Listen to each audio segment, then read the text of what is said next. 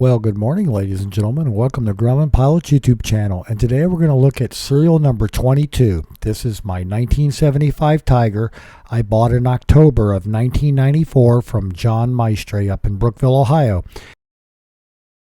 So we would like to ask you please subscribe, hit the like button, and hit the notify to stay current with our content. He called me the night before and said, you need to fly up here and come see this airplane. Right now it's going to go fast.